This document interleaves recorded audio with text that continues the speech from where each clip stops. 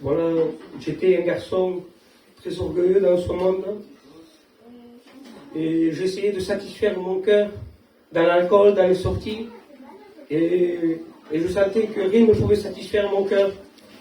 Et à un moment donné, j'étais avec un copain à moi. On était en train de parler.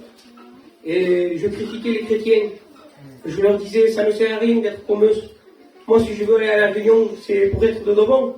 Je veux que Dieu touche mon cœur. Et Dieu ne s'est pas fait attendre. Quelques jours après, j'étais en haut de mon quartier.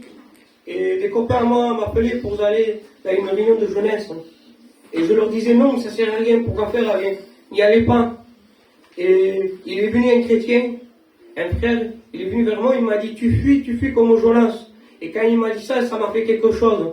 Et je ne sais pas pourquoi je suis allé dans cette réunion de jeunesse.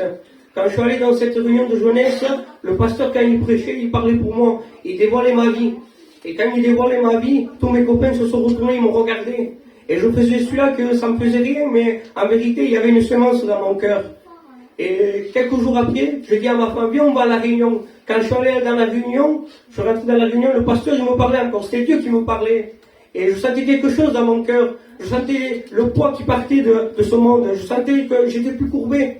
Et quand je suis allé de chez moi, je suis rentré dans ma maison. Et je résistais. J'étais orgueilleux, je résistais.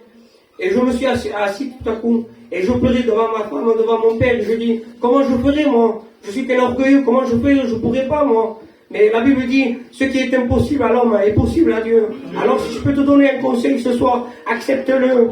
Il peut faire tout meilleur pour ta vie. Accepte-le. Que Dieu vous bénisse.